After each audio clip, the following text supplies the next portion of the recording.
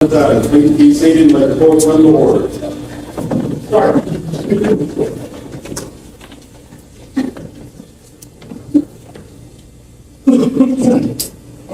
We are on the record. This is 24 CR 204. Public executives shown in the slides. My name is Chris Royal. I'm the special judge appointed in this matter. Couple can identify themselves and everyone count the paper. Jack is still have comments. Lindsay Allen on behalf of the county.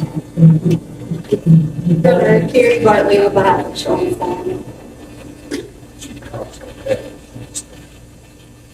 Your Honor, Chairman Bartley on behalf of the district. See if your Stines is present. The court set this matter today for the status hearing to address a few matters. I think we're in such a position now where we will be able to set some upcoming court dates to get this matter proceeding forward. We have been waiting on a KCPC evaluation. We've done that has been completed. It is currently under seal. Its procedure is going stated in any type of case such as this. That matter right now is under seal. There's been a motion for the KCPC evaluation to be unsealed.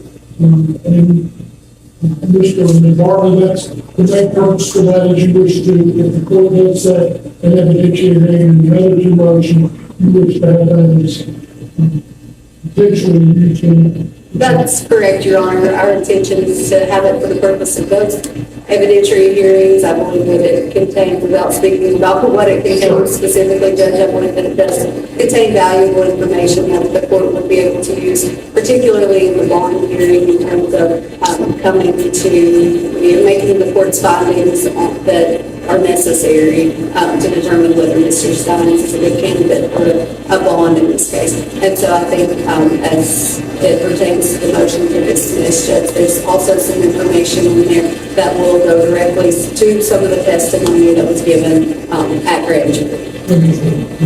All right.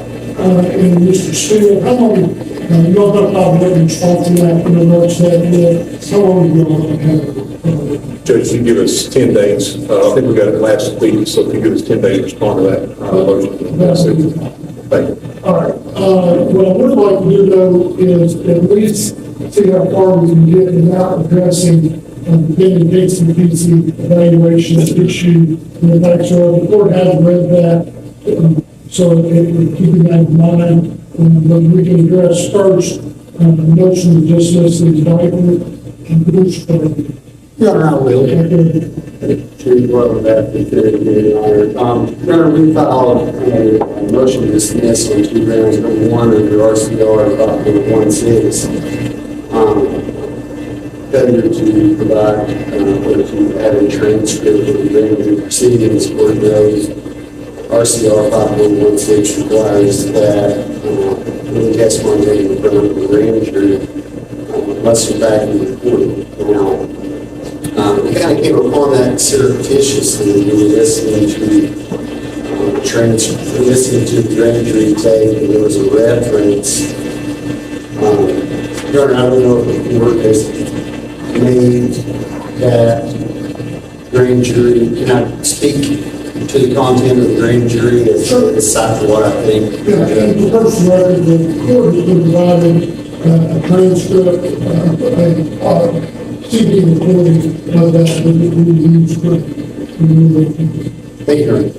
So there's a reference to one of the grand jurors that said in our last meeting or in our previous meeting, and I'm paraphrasing. And so at that point, we weren't aware of the previous grand jury hearing. And so I inquired they did respond to it, and the response was basically, well, we met with them. The purpose was just to get a subpoena for medical records. And the judge anticipated a response. But I guess, number one, what's odd about that to me is that I've done thousands of grand jury hearings, and if you want evidence brought to a grand jury, you usually subpoena back to the hearing. there's no reason to not have permission from the grand jury to subpoena. You send a subpoena, you subpoena the custodian to the hearing. And then the second piece of that concerns me is that even if we presume that is what was going on, and I don't know, there's no recording, but if we presume that's what's going on, unless there was some sort of, telepathic thing going on, there had to be statements made to the grand jury that said, hey, this is this case, this is what we know, and I think the homework was making the distinction that, well, if you don't come in and raise your right hand and swear, it's not testimony. Well, actually, the distinction is there's sworn testimony and unsworn testimony. And I'd submit to you that the only way you're asking for a subpoena and you're basing that on some sort of probable cause or evidentiary standard that you want the grand jury to consider, which is the only thing that makes sense. You have to tell them something. They didn't walk into the grand jury room and say, just look at each other, and the grand jury said, hey, we'd like a correct subpoena. Now, I will say this, I do agree with Commonwealth in their legal advice to the grand jury, and the grand jury deliberations do not have to be transcribed. But whatever was said to the grand jury, if you feel to ask for or form their basis for asking for medical record, Judge, I think that should have been recorded, so we would have that available. And I think 526 requires it, and the remedy is that component shall form a motion is mentioned. I can address the other area, Judge, okay. And the second area, Judge, I really think, Kendra, that may need an evidentiary hearing. It may not. I mean, I'm not sure. Well, I'll leave that to the Commonwealth as the response to that. But in terms of the other portion, You're talking about the statement made in the presentation. yes, sir. As to the second portion of my motion, it's based upon Commonwealth v. Baker, and Mr. Dock's actually handled Mr. Baker in that case. We all know it in the prosecutor's community. It's the aluminum bat case. The detective goes in and testifies and says, basically it was aluminum bat used, this woman used aluminum bat. In reality, it was a wooden stick or something like that. And in that case, the following conviction and appeal based upon that testimony being misleading, the Supreme Court sent it back and said, look, if you give evidence to a grand jury, you can't mislead. And the bigger debate really seems to be after that is that Mr. Rice to prosecutorial misconduct, which should stand with prejudice, or is it not? And to me, that falls without you representing the grand jury. And so when I look at the grand jury transcript, Judge, again, without getting into the KCPC report, one of the big things that bothered me was the grand jurors. First of all, they spent nearly half the time asking questions. And a large portion of those questions concerned the mental health issues. And the last question before the grand jury retires from deliberation was, so he was in the same mind as far as the investigation is going. The answer is yes. That's Detective Stanford testifying. Now, first of all, probably not an appropriate thing for Mr. Stanford, Detective Stanford, to be opinion on, but the rules of evidence, I get it. I mean, if there's an evidentiary issue, that's not what we're talking about. But here's the thing. If you're going to let a detective testify about sanity and render an opinion, that grand jury takes that to heart. He's seen all these facts, and I submit to you, without getting, I can't reference the report, but I'll say this. you're hard pressed to find much in the way of an investigation that would support adverse. And so this is what I believe. I believe that had they not been told by a prosecutorial staff witness, someone from the government, that he was saying, they wouldn't have gotten this case. Or at least they might not have indicted on murder. And so what I think, Judge, is that even if the court didn't find that this arises to the level where this case should be dismissed with prejudice, which is what we would ask, at the very least, I think this thing should be remanded back and sent back to the grand jury and let them hear the correct evidence. Would that statement be corrected or at least take it out? I mean, I don't think they have to put on evidence that's exculpatory for us. And I don't think that it's they can let somebody go behind what an expert would say, even if it's a lay person. But if you do that, it can't be wrong. And that's a pretty risky thing. And here, the investigation, it definitely didn't show anything. And there's other additional issues, Judge, and that's one of the things we want to have the evidentiary hearing in is to ask about all these statements and what the detective had in terms of the investigation. We'll put that on the report to show why we believe that was a mistake, in addition to anything else. And I agree, you agree with the part of that. Yeah, I mean, Judge, I think that in the non-Baker case, they said it was reckless. I mean, it was basically, and I think it's, and I do think it's at least reckless. But I think we need to hear more about what detectives think for a new. What he knows now doesn't matter. I get that, it's irrelevant, right? But what he knew the day he testified is very relevant. And you know, I can think of one witness, an attorney, who specifically said, I think he's had a psychotic break. And so to say that your investigation so far is showing us in the same mind, yes, I think there's at least enough there, Judge, for let me put the witness up there and ask him. And then, Your Honor, there are additional items that I think are also of concern. There's a question. I cited those, Judge, and those are additional items. If the court doesn't want me to go about each instance, I'll just say that is the sort of thing that I think we need to know from Detective Stanford. If you knew these things, why did you answer this misleading way? And I think it's reckless. Thanks. And I don't know, we need to hear you find out. That's what I'm asking. Unless the court wants to certainly take it under submission and dismiss without an evidentiary hearing, then we would request that as well, Judge. But if not, we would ask you to put on the charge. Thanks. Thank you, Your Honor. Your Honor, the Commonwealth is of the position that we certainly acted in compliance with the rules of criminal procedure here, the rules specifically that were cited by defense counsel. We would ask the court to dismiss the motion, to deny the motion to dismiss the indictment as it's wholly without merit. Your Honor, here, counsel is correct in citing Rule 5.06 that we could have unilaterally issued a grand jury subpoena to obtain these mental health records. That is a power that the Commonwealth does have.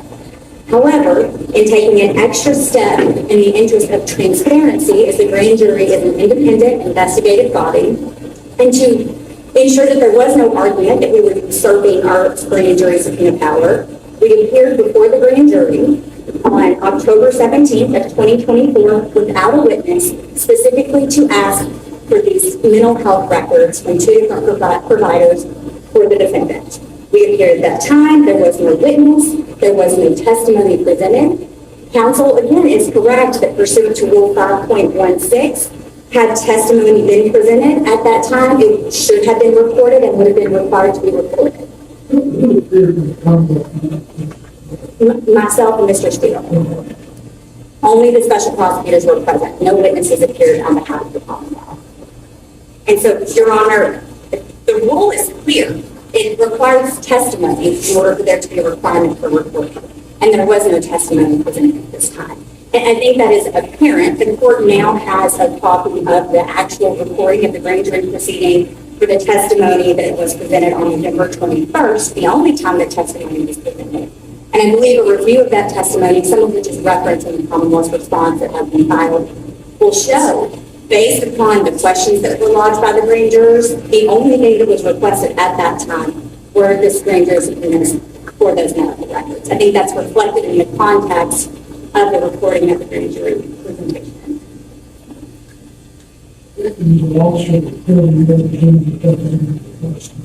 I'm sorry, Your Honor. You was actually report representing them during the request committee. Yes, Your There was Honor. no commentary or anything. No, Your Honor.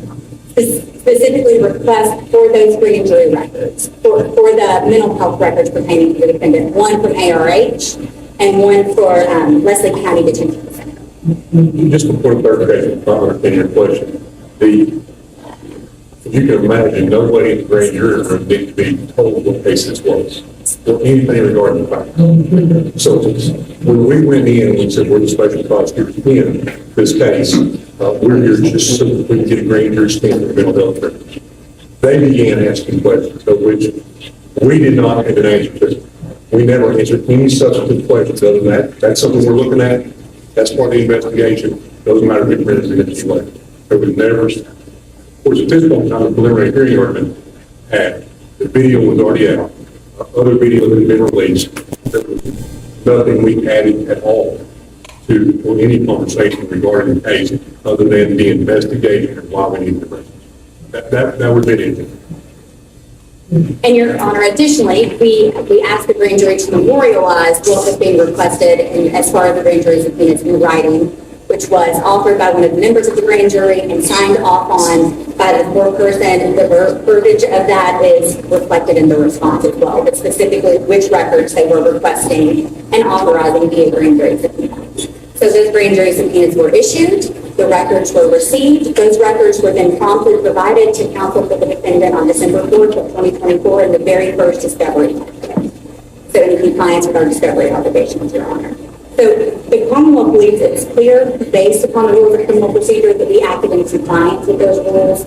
We have additional arguments as far as the Jackson case. However, the Commonwealth does not believe it's necessary to delve into those at this time unless the court would like to hear them as they're reflected in the response. All right, thank you, Your Honor. So clearly, we do not believe any evidentiary hearing is required with respect to the argument that there was no reporting made. That is apparent from the recording that the court already has, so no evidentiary hearing is required. As far as the second argument, turning to the actual content of what transpired and what Detective Stanford testified to and the questions that were asked during his testimony to the grand jury in November. Your Honor, I think defense counsel is conflating the role of a grand jury proceeding with the role of a criminal trial. It is very clear under the law that they are distinctly different proceedings. The grand jury is an investigative body. The Commonwealth has no obligation, as reflected in an abundance of case law, to come in, to present exculpatory evidence, and to attempt to mount a defense for the defendant. That is not the Commonwealth's obligation. Additionally, the rules of evidence, particularly Rule 1101, does not says that the rules of evidence do not apply to grand jury proceedings. So, hearsay, opinion testimony, the right to remain silent, all of those things are not required to be adhered to at a grand jury proceeding. If they were, our grand jury proceedings would be the same length as a criminal trial. It's not 10 people. Exactly, Your Honor. And so I believe counsel's arguments are confusing the two, the purposes of the two. You know, hearsay is presented routinely in grand jury. Opinion testimony, such as Detective Stanford's testimony, is presented routinely at grand jury. These are commonplace and they are permitted under the law. Absolutely, Your Honor. Certainly. And, Your Honor, the Commonwealth is of the position that an evidentiary hearing is not required. Everything that transpired when testimony was presented to the grand jury in November is captured on that grand jury report. The Commonwealth cannot conceive of a reason to haul witnesses in to talk about what transpired on that recording, Your Honor. And so we do not believe that an evidentiary hearing is required. or is required, sorry, Your Honor. So, Your Honor, again, the court has that grand jury recording. We would ask that it be filed under seal as it was a grand jury proceeding. And we would ask the court to deny the defendant's motion to dismiss the indictment in its entirety without any necessity of an evidentiary hearing. And we would rely on our pleading submitted as well, Your Honor. Just briefly required. Yeah, Judge, so I didn't put anything. I said it to the judge. I understand we're talking about rules evidence. The reason I cited to the issues where there were things that normally wouldn't come in is because there were instances throughout the grand jury when the witness was about to answer something the grand jury asked for and it was shut down. I was contrasting. Oh, I get that, Judge, but my point is this. If you put that into context with what they let testify, then I think ultimately, Judge, we're on that evidence will show you that this grand jury is misled. I mean, the state alone, be honest with you, the state alone, rendering opinion on standing. In terms of, I give you an expert judge, if you say it, you can't mislead. And then, so I'm not asking the court to look at whether things should have been admissible or not. I'm not at all. My point is that the grand jury is an investigative body, and they don't get to dictate what they hear if the grand jury's asking for additional stuff. So in other words, if they ask a question and it's germane, I'm talking about relevance, but if it's germane, it's their grand jury. It's not calling the grand jury. They're the investigative body. And so the reason I cited two things that I thought should have came in is that it contrasts with other things that I think we asked and never got told because the questions were recoming. And that's why we're asking for the I should have talked about 20,000 basis meetings in the grand jury. Sure. I would listen to the recording. And Your Honor, if the Commonwealth may, thank you. I would like to make a distinction. The Baker case, we're talking about misleading to the extent of an aluminum mat versus a wooden stick. I don't think, there's nothing even alleged in the pleading, even if you take everything in the pleading that's been said today by the defense as true, it would be tantamount or even close to that, Your Honor. You know, as far as the mental state of the defendant at the time of the offense, that wasn't even an issue at the juncture of the grand jury. That hasn't been raised since by defense counsel. So, Your Honor, again, I don't believe that those arguments are well taken. We would ask that you deny their motion to dismiss in its entirety. Right, I'll be more if I need to hold on to the chicken, that's not, hopefully, I think the CDL is not place of the proceeding and conclusion of the hearing and then take a copy of the president to review the post. For sure. All right.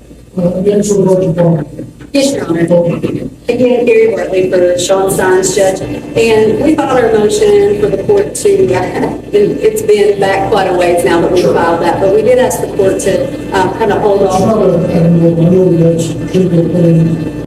I think pursuant to criminal rule 440, I believe it is, we're entitled to an evidentiary hearing. I think it's going to be necessary for us to bring witnesses. We have some witnesses lined up. And I think it would be necessary for the court to hear that evidence and make its findings on whether there are several factors by statute that the court has to consider when determining whether bond is appropriate. And there's an added level here, and I anticipate the Commonwealth will argue that Mr. Stines is not entitled to bond because of the way that this case is charged.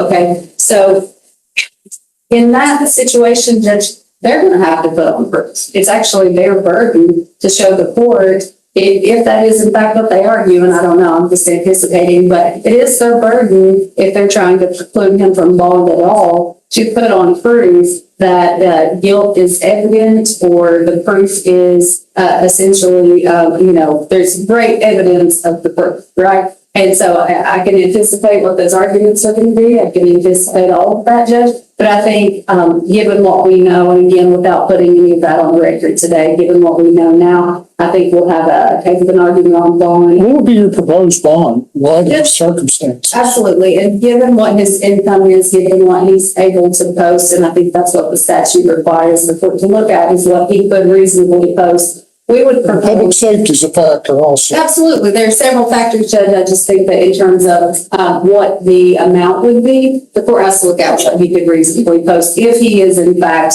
entitled to a bond. So our proposal, Judge, would be 50,000 cash or property with any non-financial conditions that the court would require of him. The court could set a host of non-financial conditions, Judge, as you well know. However, I think that given Mr. Stines, and again, without waiving any of our, any of our ability to put on proof, I would ask the court to take a look at the fact that he is, the lowest possible risk level that one human can be in terms I'm of going to his stop pretrial it for a second. service.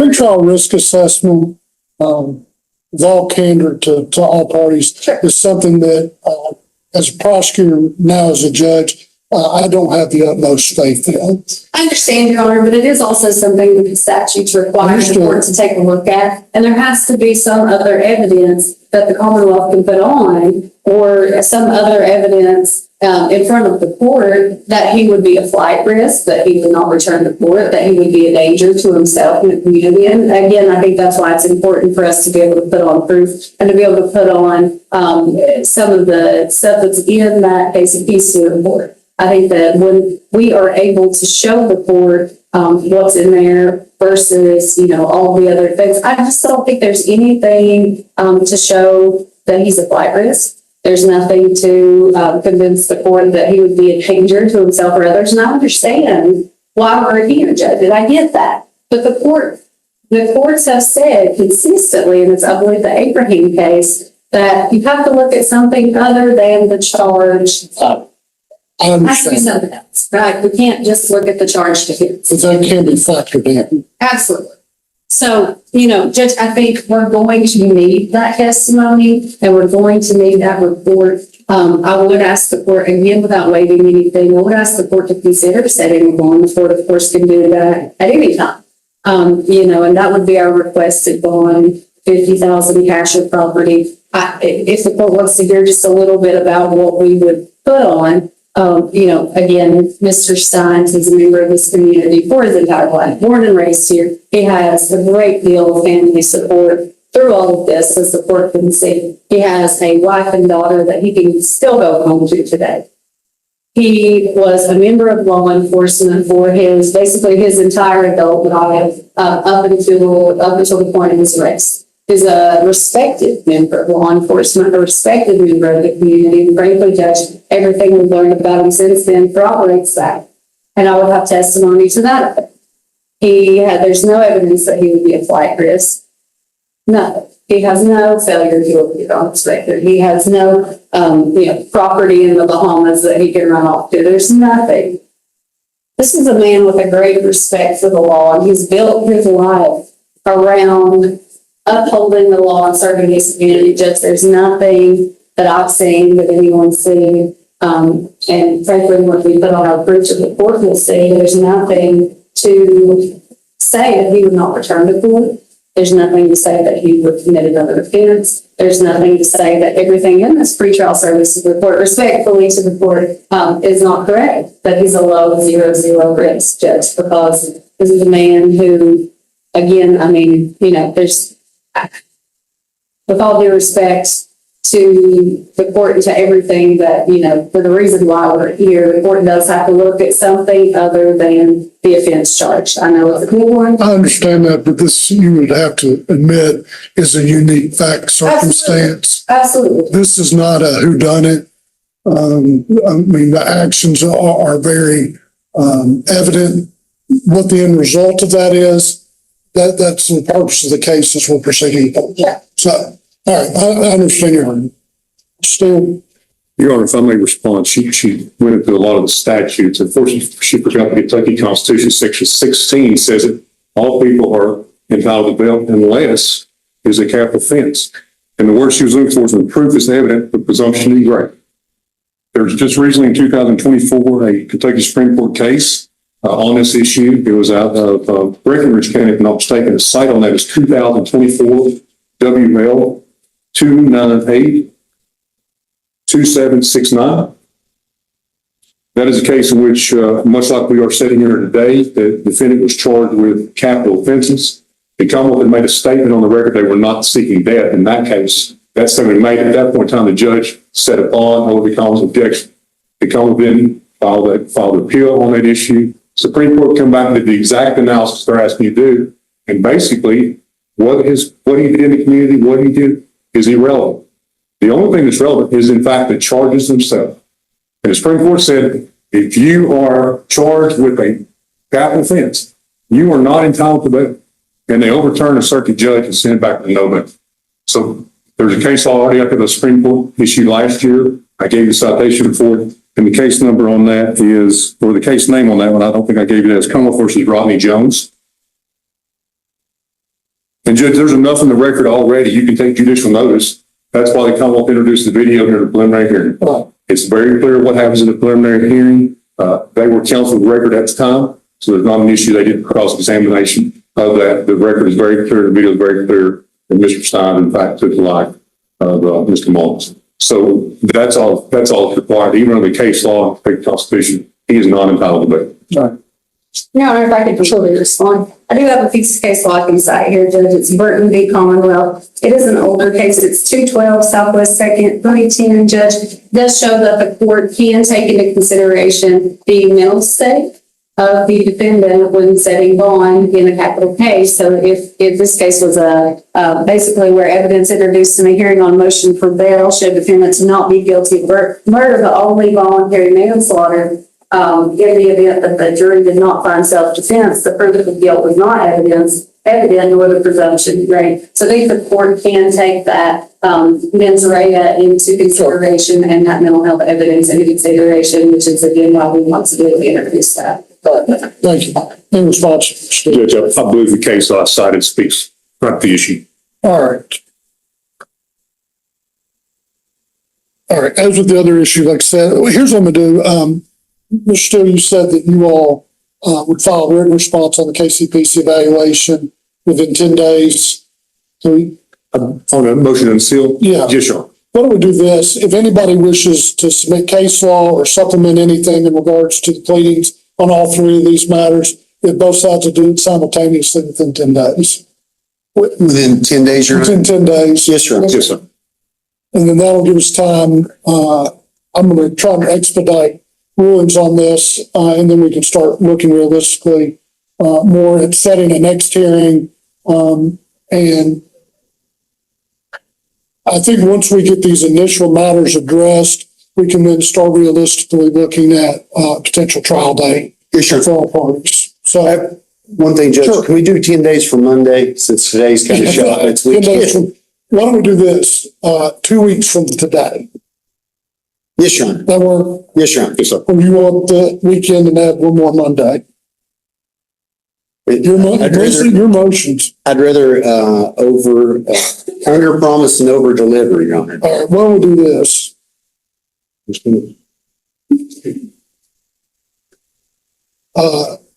And both sides will have till Tuesday, September 2nd. Yes, Your Honor. That should give everybody plenty of time. Thank you, sir. All right, and then after I get those pleadings, I will notify the parties, and we'll get a more realistic timeline on when we'll set the next hearing. Yes, All Your right, Honor. other than these three matters, I know we have one matter that we'll have to address ex parte that we'll talk about in just a minute. And for purposes of record, the Commonwealth, you've been given notice that they filed for an ex parte hearing in regards to funding. Yes, Your Honor. And you're aware that the court will address that at the conclusion. Absolutely, Judge. And just to make the parties aware, I've talked to those in chambers, we are looking for an expert on this issue. And Sure. And there's plenty of channels we have to go through depending on what those come back as for an expert also. So we made the council aware of that also. All right, thank you, Mr. Steele. Anything else we need to address today before we adjourn before the ex parte hearing? Nothing There you more go. to come. All right, ladies and gentlemen, pursuant to the rules, we're about ready to have an ex parte hearing in regards to one matter. I'm going to be in recess for about 5 minutes to give time for the courtroom to be clear.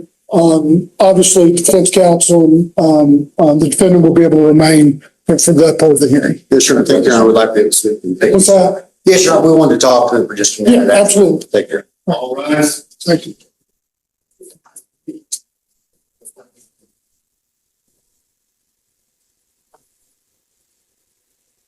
Let's start clearing multiple places.